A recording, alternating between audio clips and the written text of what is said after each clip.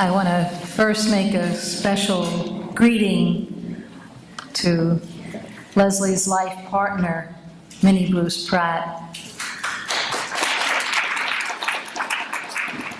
We were neighbors in Jersey City, and I just want to say that Minnie Bruce did so much to make sure that Leslie's life was infused with love and beauty and health.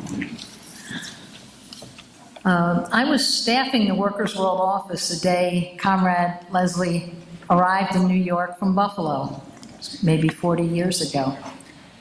Jeanette, a leading comrade in the Buffalo branch, had called in a rather cryptic message to say that a very special comrade was arriving, and she wanted to be sure that everything went well. So we should be sure to wait and keep the office open because the bus was coming in late, and make sure that Leslie, Diane had a place to stay. And I just want to say it's that special attention to small details that is so important. From Leslie first joining the New York branch, she was determined to be fully in every struggle. Her writing in Workers' World newspaper, political prisoners, disabled activists, making sure that there was American Sign Language at rallies, those small details. Also, history was extremely important to Leslie. Leslie knew this was an interest of mine, so we had long discussions about Joan of Arc, a warrior burned at the stake for refusing to dress as a woman. And that was what Leslie asked, can we get the court transcripts? Can we find the actual wording of the death sentence? This is important. It's important to know in every demonstration, every street confrontation, every situation of potential arrest, that nothing in capitalist society is ever equal. Racism, bigotry comes out in its full stench, even on a subway, in the streets. An event that isn't a political confrontation, thinking what Leslie wrote in Journal of a Transsexual. On a subway can come a confrontation. I remember being in a situation once with Leslie where out of the blue an attack came down. You need eyes in the back of your head. But in every demonstration or arrest, Leslie was all too often a target of bigots because she was audacious, defiant, stood out, was determined to be there in Boston, in Philadelphia.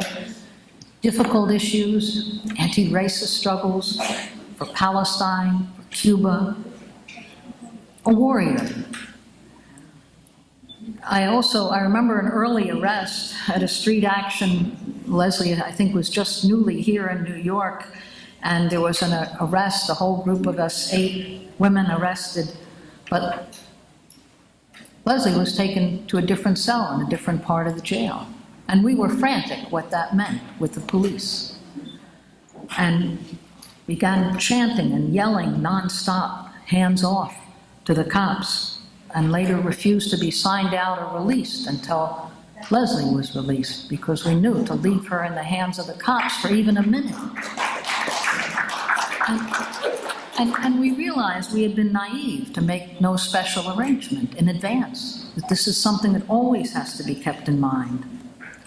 Now, Leslie was determined to find the words to express her identity and to explain gender oppression and link it to every struggle against oppression. And the Workers' World view that the oppressed themselves, using Marxism as science, not dogma, will develop an understanding of new social issues that previously hadn't been dealt with or understood, and will themselves bring it into the class struggle. And this is something Leslie believed heart and soul, that Marxism as a scientific tool could bring a whole new understanding to gender and sexuality. Leslie also understood that the terms and explanations of one period quickly become dated on every social issue. Its fluid changes, and that gains one simply open the door for the next struggle. Technology changes, terminology changes, consciousness changes. So it's a continuing struggle. And in this, I want to say that what Leslie really taught us is to have that confidence in a socialist future and that determination to be heart and soul in the struggle now. Leslie Feinberg, presente.